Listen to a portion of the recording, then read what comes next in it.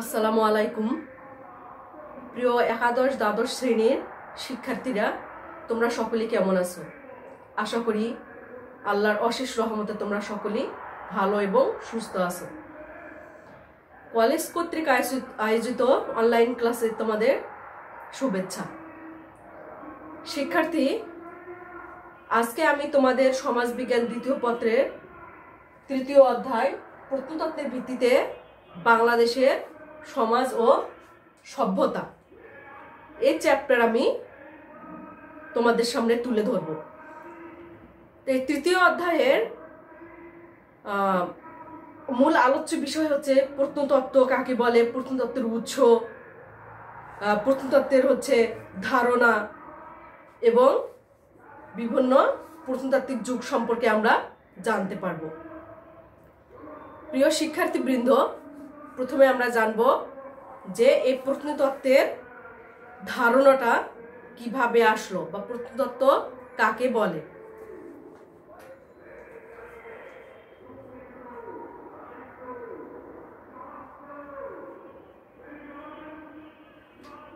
প্রত্নতত্ত্ব যেটা আর্কিওলজি,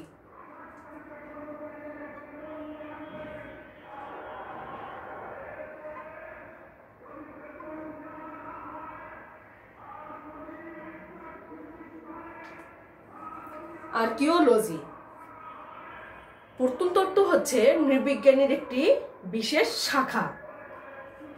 প্রত্নতত্ত্বের ইংরেজি প্রতিশব্দ হচ্ছে আর্কিওলজি।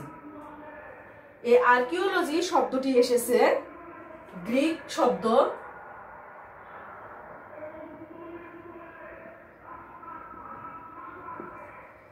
শব্দ আর্কিও থেকে, গ্রিক শব্দ আর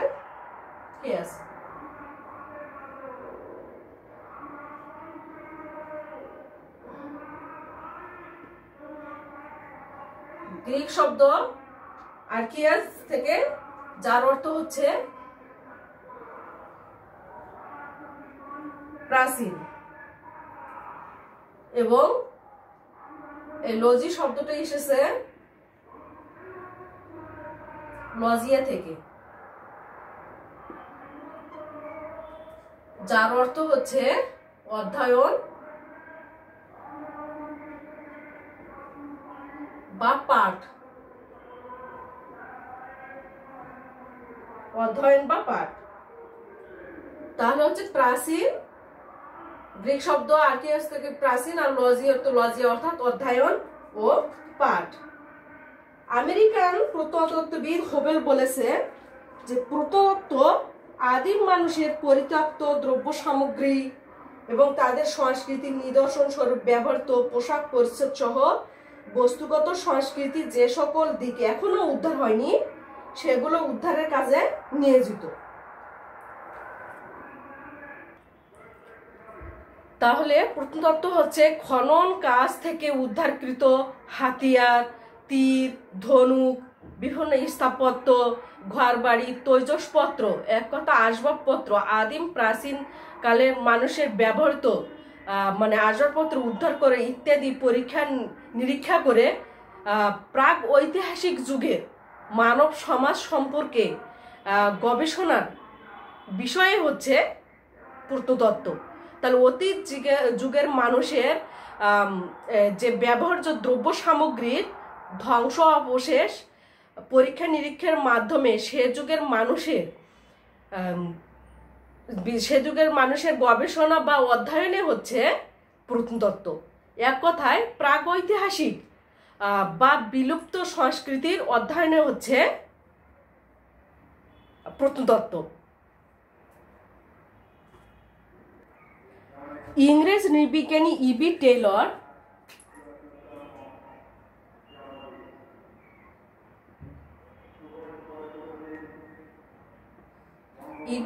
তার dictionary of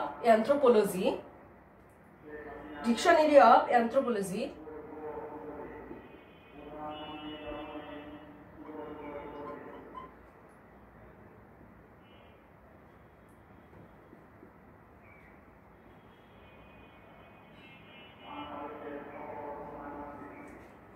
dictionary of anthropology গ্রন্থে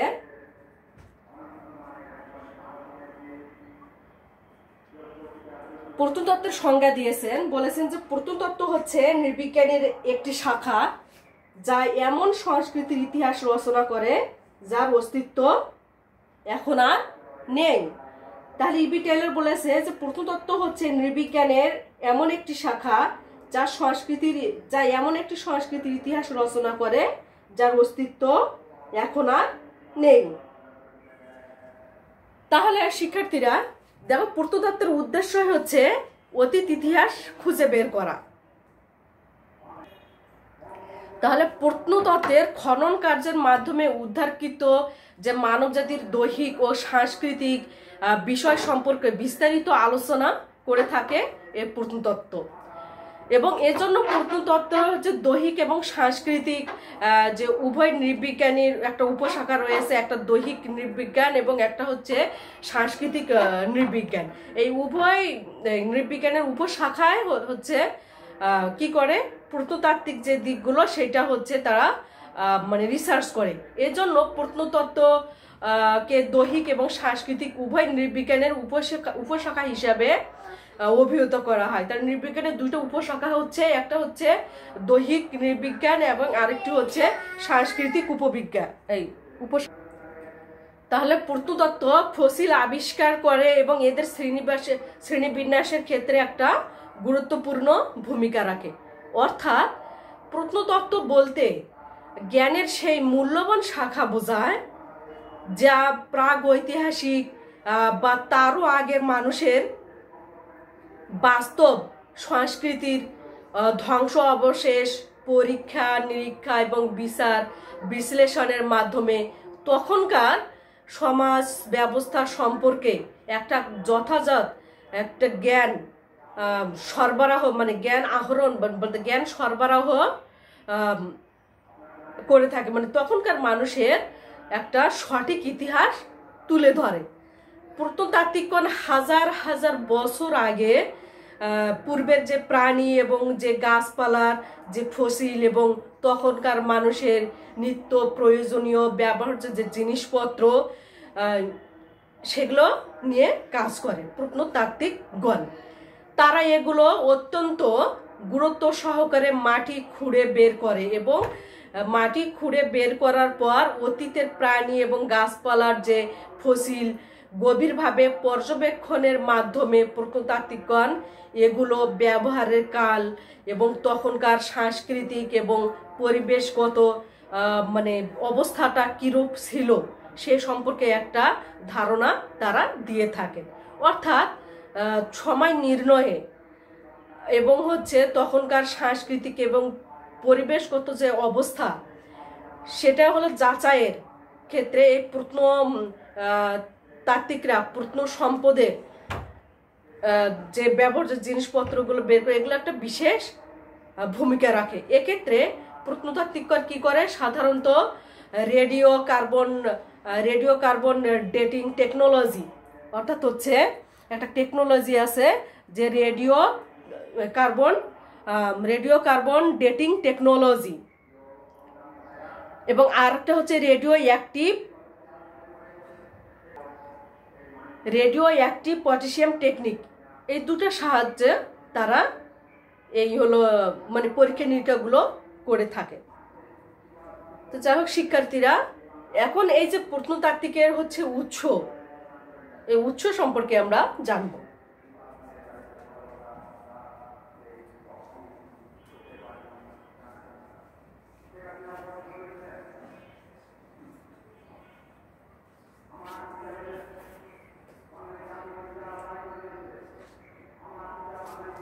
প্রত্নতত্ত্বের উৎস।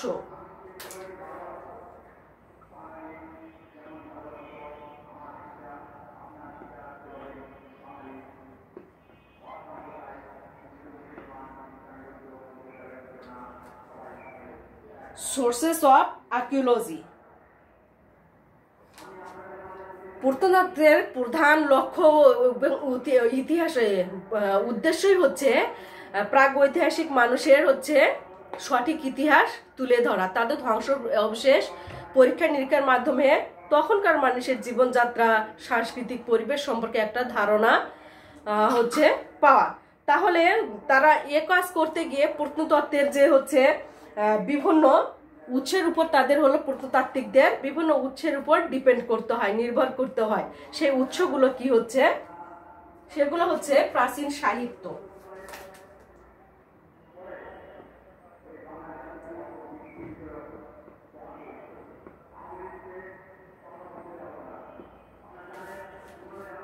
প্রত্নতত্ত্বের উৎসগুলো যেগুলোর মাধ্যমে হচ্ছে প্রত্নতাত্ত্বিকগণ তাদের হচ্ছে বিভিন্ন ডেটা, বিভিন্ন মানে তথ্য উপাত্ত, বিভিন্ন ইনফরমেশন মানে পেতে পারে, সেটার মধ্যে যে সেই উৎসগুলোর একটি হচ্ছে প্রাচীন সাহিত্য। প্রাচীন সাহিত্য মানব বসতির অবস্থান নির্ণয় প্রত্নতাত্ত্বিকদের একটা উৎস হিসেবে কাজ করে। এছাড়া অনেক সময় জাতীয় এবং স্থানীয় ইতিহাস গ্রন্থ কিন্তু উত্তম একটা উৎস হিসেবে কাজ করে। উদাহরণ হিসেবে বলা যায় যে হোমারের মহাকাব্য যে ইলিয়াড, এটা হচ্ছে এটা পাঠের মাধ্যমেও কিন্তু তৎকালীন যে সমাজের প্রত্নতাত্ত্বিকরা কি করেছিল, ইলিয়াডে প্রাচীন যে ট্রয় নগরী সেটার একটা উৎস খুঁজে পেয়েছিল। মৌখিক ইতিহাস।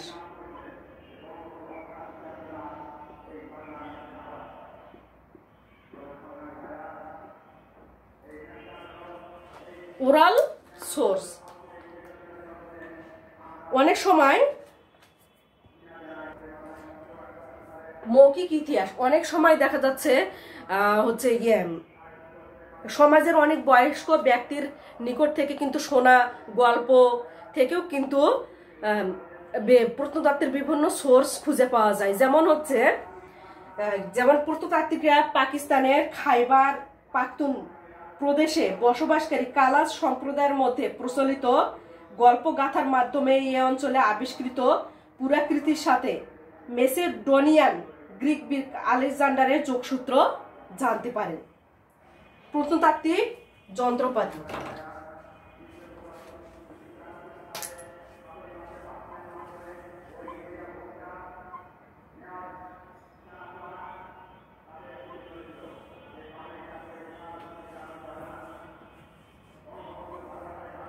প্রত্নতাত্ত্বিক যন্ত্রপাতি দেশের বিভিন্ন জাদুঘরে যে বিভিন্ন রক্ষিত এবং ব্যক্তিগতভাবে সংগৃহীত বিভিন্ন যন্ত্রপাতি, সেগুলো প্রত্নতত্ত্বের একটা ভালো একটা উৎস হিসেবে কাজ করে। স্থানীয় জ্ঞান।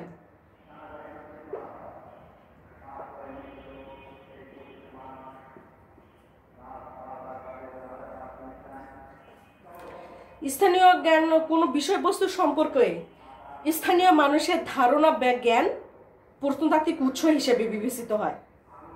যেমন তোমরা জানো যে বাংলাদেশের মহাস্থানগড় সম্পর্কে হচ্ছে স্থানীয় মানুষের বা অধিবাসীদের একটা ধারণা প্রত্নতাত্ত্বিক নিদর্শন বিশ্লেষণের কি করেছিল, সহায়তা করেছিল। প্রত্নতাত্ত্বিক অনুসিদ্ধান্ত।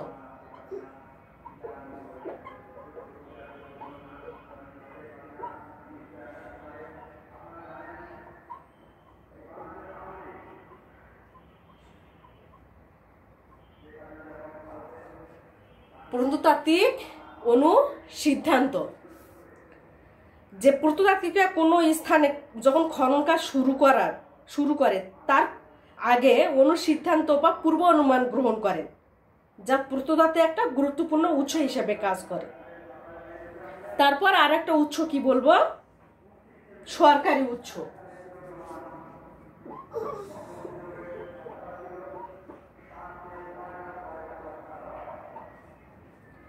সরকারিভাবে বিভিন্ন প্রতিষ্ঠান যেমন বিভিন্ন মিউজিয়াম, গ্রন্থাগার, জাতীয় আর্কাইভস ইত্যাদি থেকে কিন্তু প্রত্নতাত্ত্বিক যে উৎস সেগুলো কিন্তু পাওয়া যেতে পারে বা পাওয়া যায়।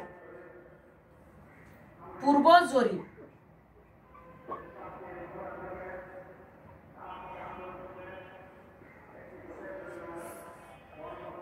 মানে প্রিভিয়াস যে জরিপগুলো করেছে স্থানীয়, জাতীয় বা আন্তর্জাতিকভাবে প্রকাশিত বিভিন্ন পত্র পত্রিকা, ম্যাগাজিন ইত্যাদি কি প্রত্নতত্ত্বের অন্যতম একটা উৎস হিসেবে কাজ করে।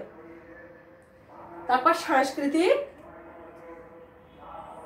নৃবিজ্ঞানের তথ্য।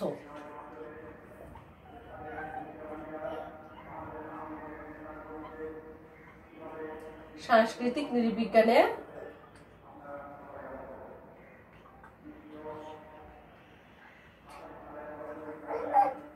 আমরা দুইটা হচ্ছে নৃবিজ্ঞানের উপশাখার কথা বলেছিলাম, একটা সাংস্কৃতিক আর একটি হচ্ছে দৈহিক। তো হচ্ছে সাংস্কৃতিক নৃবিজ্ঞানের যে উদ্ঘাটিত বিভিন্ন তথ্য এই প্রত্নতত্ত্বের গুরুত্বপূর্ণ একটা উৎস হিসেবে কাজ করে। যেমন সাংস্কৃতিক নৃবিজ্ঞানী বিভিন্ন গোষ্ঠীকে কি করে, নিবিড়ভাবে পর্যবেক্ষণ করে মানুষের শরীরের গঠন সম্পর্কে মতামত দেন, যা প্রত্নতাত্ত্বিকদের গবেষণার কাজে লাগে। আবার হচ্ছে এই নৃবিজ্ঞানীরা হচ্ছে উদাহরণ হিসেবে বলা যায় আমেরিকান সামাজিক নৃবিজ্ঞানী লুইস হেনরি মর্গান ইরোকুয়া ইন্ডিয়ানদের শারীরিক গঠন, তাদের প্রথা, তাদের সমাজ ব্যবস্থা ইত্যাদি সম্পর্কে গবেষণা করে তার বিখ্যাত গ্রন্থ এনশিয়েন্ট সোসাইটি গ্রন্থে উনি একটা মতামত দিয়েছেন। যে মতামতগুলো দিয়েছেন তা ওই হলো অঞ্চলের প্রাপ্ত যে প্রত্নতাত্ত্বিক নিদর্শন সেগুলো বিশ্লেষণের ক্ষেত্রে কিন্তু একটা গুরুত্বপূর্ণ ডকুমেন্ট হিসেবে কাজ করেছে। শিক্ষার্থীরা, এখন আমরা জানবো যে প্রত্নতত্ত্বের সময়কালের ভিত্তিতে সমাজের শ্রেণী বিভাগ।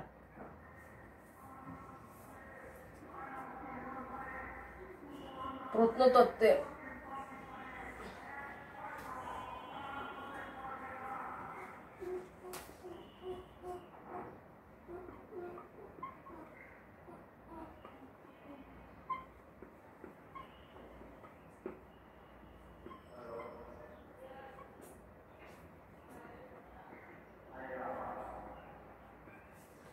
প্রত্নতত্ত্বের শ্রেণী বিভাগ।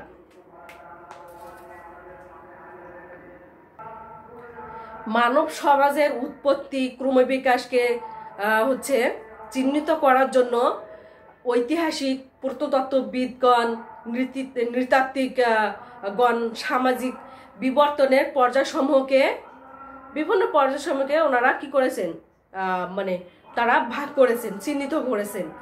বিভিন্ন সমাজের বা হচ্ছে বিভিন্ন যুগের জীবিকা যে উপার্জন এবং তাদের উৎপাদন কৌশল হতে বিবর্তনের পর্যায়সমূহকে প্রত্নতাত্ত্বিকরা চিহ্নিত করেছেন।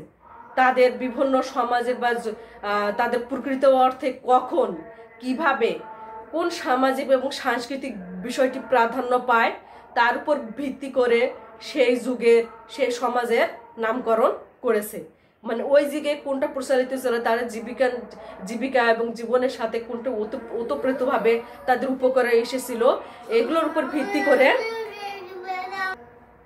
প্রত্নতত্ত্বের সময়কালের উপর ভিত্তি করে মানব সমাজকে বেশ কয়েকটি পর্যায়ে বিভক্ত করা হয়েছে। এই পর্যায়গুলো হচ্ছে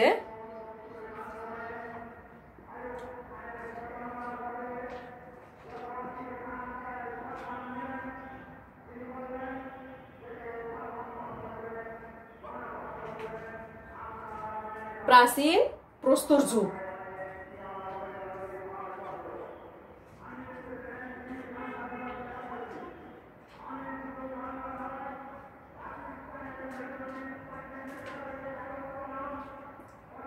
নব্য প্রস্তর যুগ,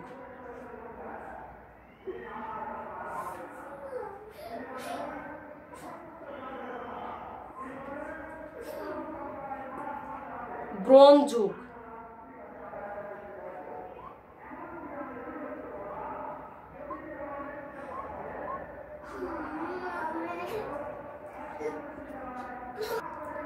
তাহলে প্রত্নতাত্ত্বিক সময়কালের ভিত্তিতে সমাজের শ্রেণীবিভাগ যে প্রত্নতাত্ত্বিকরা করেছে প্রাচীন প্রস্তর যুগ, নব্য প্রস্তর যুগ, ব্রোঞ্জ যুগ এবং তাম্র যুগ, আর হচ্ছে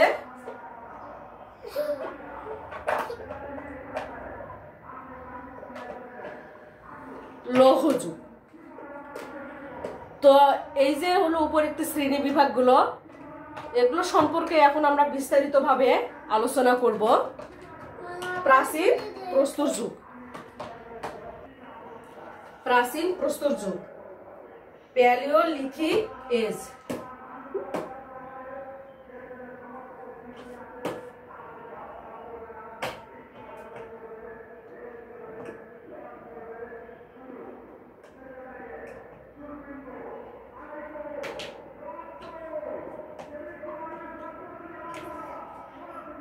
তো এই প্রাচীন প্রস্তর যুগের ইংরেজি প্রতিশব্দ হচ্ছে প্যালিওলিথিক এজ। এই প্যালিওলিথিক শব্দটি এসেছে দুটি গ্রিক শব্দ, প্যালিও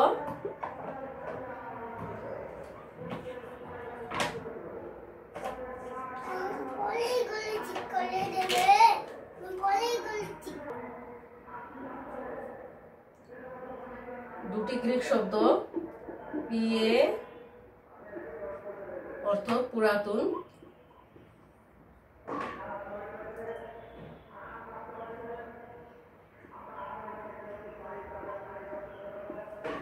দুটি গ্রিক শব্দ, প্যালিও অর্থ হচ্ছে পুরাতন এবং লিথোস শব্দ অর্থ হচ্ছে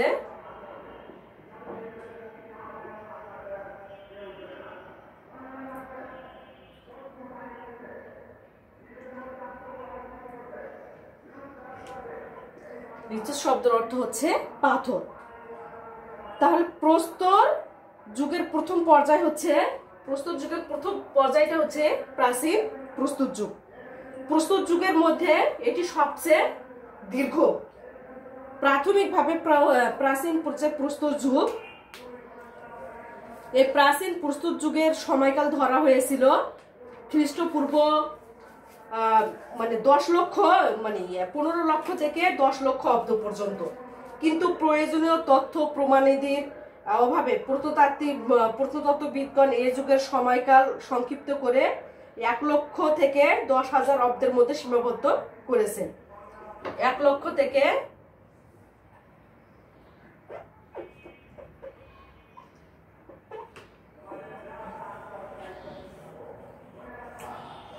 10 লক্ষ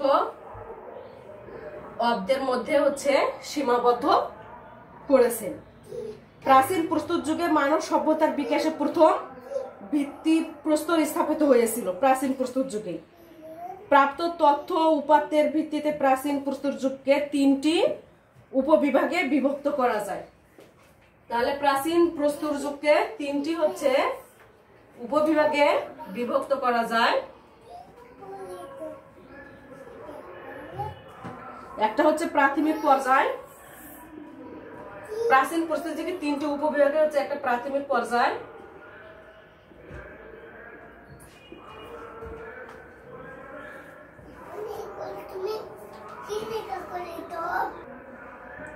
প্রাচীন প্রস্তর যুগের 3টি হচ্ছে উপবিভাগে ভাগ করা হয়েছে। একটা হচ্ছে প্রাথমিক পর্যায়,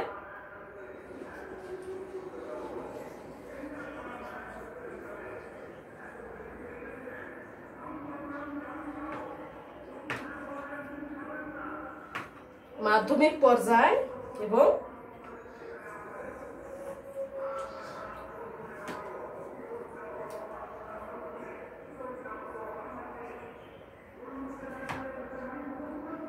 শেষ পর্যায়। তাহলে প্রাচীন প্রস্তর যুগকে 3টি উপবিভাগে ভাগ করা হয়েছে। প্রাথমিক পর্যায় বলছে খ্রিস্টপূর্ব প্রায় 1 লক্ষ থেকে খ্রিস্টপূর্ব 60,000 অব্দ পর্যন্ত সময়কালকে প্রাচীন প্রস্তর যুগের প্রাথমিক পর্যায় হিসেবে অভিহিত করা হয়েছে। তাহলে হচ্ছে প্রাথমিক পর্যায়ের হচ্ছে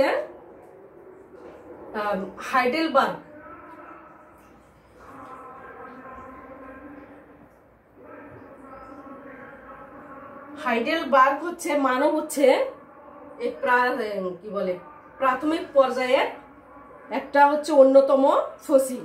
প্রাচীন প্রস্তর যুগের এই পর্যায়ে মানুষদের প্রায় মানুষ, এক কথা মানুষ নয়, মানুষের মতো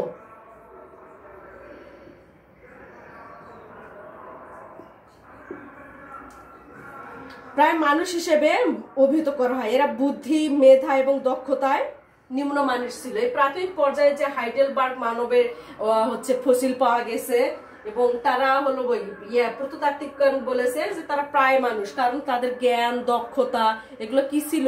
নিম্নমানের ছিল।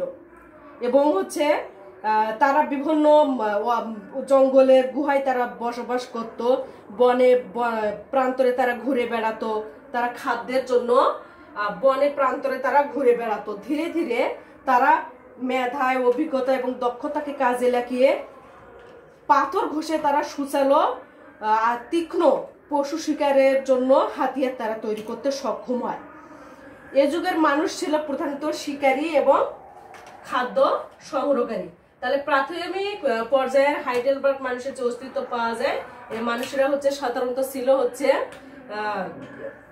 নিম্ন পর্যায়ে, এবং পরবর্তীতে তারা পাথর ঘষে শিকারের জন্য তারা যে হলো বিভিন্ন কৌশল তারা মানে শেখে। তাহলে এই যুগের মানুষের প্রধানত শিকারী এবং খাদ্য সংগ্রহকারী ছিল। এদের মধ্যে কেউ কেউ আগুনের ব্যবহার জানতো বলে অনেকে ধারণা করেন। পৃথিবীর দ্বিতীয় এবং তৃতীয় শীতল যুগে এদের অস্তিত্ব ছিল। জাবার, পিথেক্যান্থাপাস, চীনের সিনটারোপাস, আলজেরিয়ার আটলন্থ্রোপাস নরগোষ্ঠী এ যুগে এশিয়া, ইউরোপ এবং আফ্রিকার বিভিন্ন অঞ্চলে ছড়িয়ে ছিটিয়ে বসবাস করত। তারপর হলো প্রাচীন প্রস্তর যুগের পরের হলো পর্যায়টা হচ্ছে মাধ্যমিক পর্যায়। খ্রিস্টপূর্ব 60,000 থেকে খ্রিস্টপূর্ব 30,000 অব্দ পর্যন্ত সময়কালকে প্রাচীন প্রস্তর যুগের মাধ্যমিক পর্যায় বলে নৃবিজ্ঞানীগণ, প্রত্নতাত্ত্বিকগণ অভিহিত করেন। এ যুগের মানুষেরা তাদের হচ্ছে মানে পরিধানের লজ্জা নিবারণের জন্য তারা হচ্ছে লজ্জা ঢাকার জন্য তারা হরিণের চামড়া, যেটা মৃগ চর্ম বলে,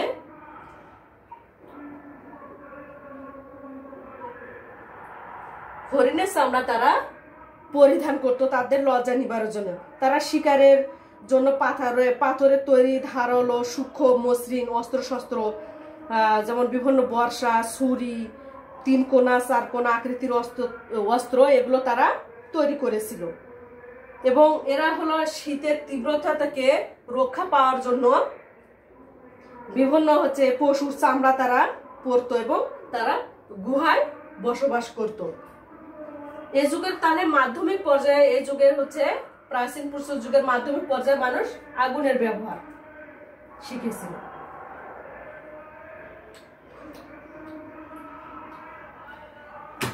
তাহলে মাধ্যমিক পর্যায়ে মানুষেরা আগুনের ব্যবহার শিখেছিল, জানতো তারা। এই যুগের উল্লেখযোগ্য জনগোষ্ঠী হচ্ছে নিয়ান্ডারথাল।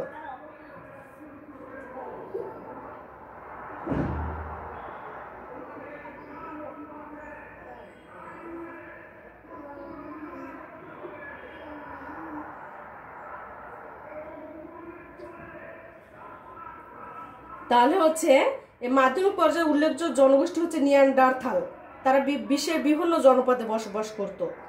এই যুগের যে হলো গুহার মধ্যে তারা যে বসবাস করত, গুহার ভিতরে বিভিন্ন চিত্র, তখনকার ধর্মীয় বিশ্বাস এবং শিল্পবোধের তাদের পরিচয় পাওয়া যেত। প্রাচীন প্রস্তর যুগের হলো পরের পর্যায়ে শেষ পর্যায়ে। এই শেষ পর্যায়ে হচ্ছে খ্রিস্টপূর্ব 30,000 থেকে খ্রিস্টপূর্ব 10,000 অব্দ পর্যন্ত সময়কালকে বলা হয় প্রাচীন প্রস্তর যুগের শেষ পর্যায়। এ পর্যায়ে এসে মানুষেরা শেষ হিমশীতল যুগের কঠিন যে বাস্তবতা মোকাবেলা করতে শেখে। এই যুগের উল্লেখযোগ্য আবিষ্কার বিভিন্ন যন্ত্র, তীর, ধনুক, হারপুন, তারা বিভিন্ন পশুর হাড়ের তৈরি সুচ, চাকু, করা, তাদের বিভিন্ন হস্তশিল্প। তীর, ধনুক এবং হাড়ের তৈরি হারপুন দ্বারা পশু শিকার অনেকটা সহজ হয়েছিল। ক্রমাগণন, এই যুগের নৃগোষ্ঠী হচ্ছে অন্যতম জনগোষ্ঠী হচ্ছে ক্রমাগণন।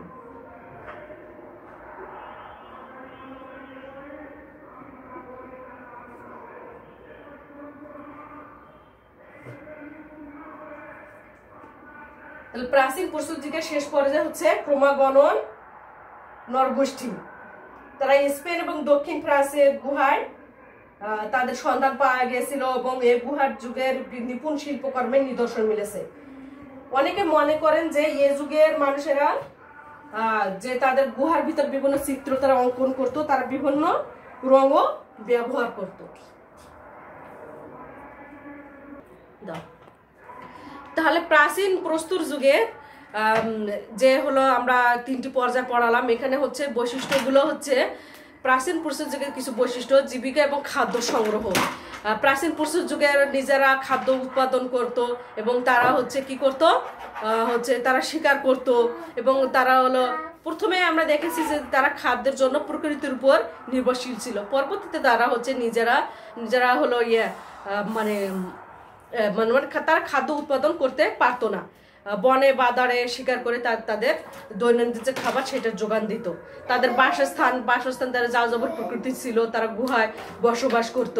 তাদের পোশাক পরিচ্ছদ হচ্ছে কি ছিল, মানুষ হচ্ছে প্রাথমিক যুগে কি ছিল, প্রাচীন প্রস্তর যুগের প্রাথমিক পর্যায়ে মানুষ হচ্ছে উলঙ্গ থাকতো। পরে তারা মৃগ চর্ম অর্থাৎ হরিণের কি বলে পশু চামড়া দিয়ে তাদের লজ্জা নিবারণ করত এবং বিভিন্ন গাছের কি বলে গাছের পাতা, বাকল, বিভিন্ন চামড়া দিয়ে তারা শরীর আবৃত্তি করতো এবং শীতের কবল থেকে বাঁচার জন্য তারা পশুর চামড়া ব্যবহার করত।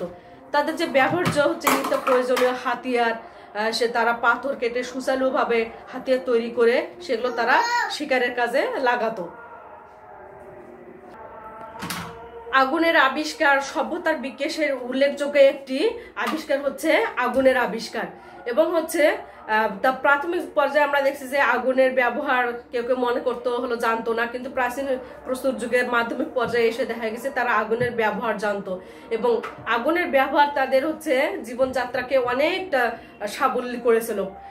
যখন হচ্ছে তারা হচ্ছে আগুনকে তাদের হচ্ছে নিত্য প্রয়োজনীয় হচ্ছে কাজে ব্যবহার করতো। সমাজ ব্যবস্থা প্রাচীন প্রস্তর যুগের মানুষের সমাজ ব্যবস্থা কিরকম ছিল, তারা দলবদ্ধভাবে বসবাস করত।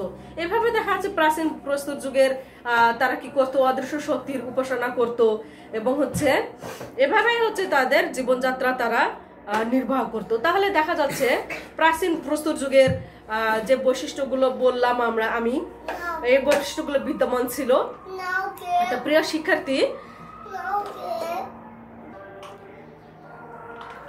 শিক্ষার্থী, আজকে আমরা জানলাম যে এই 3য় অধ্যায় তোমাদের সমাজবিজ্ঞান দ্বিতীয় পত্রের 3য় অধ্যায়ে যে প্রত্নতত্ত্ব কাকে বলে, প্রত্নতত্ত্বের উৎস এবং হচ্ছে প্রত্নতত্ত্বের সময়কালের ভিত্তিতে প্রত্নতত্ত্বের শ্রেণী বিভাগ, এবং এখানে আমরা প্রথম পর্যায়ে যেটা প্রাচীন প্রস্তর যুগ সেটা নিয়ে আমরা পড়লাম। তো প্রিয় শিক্ষার্থী, আজকে এ পর্যন্ত। তোমরা ভালো থেকো, সুস্থ থাকো। আল্লাহ হাফেজ।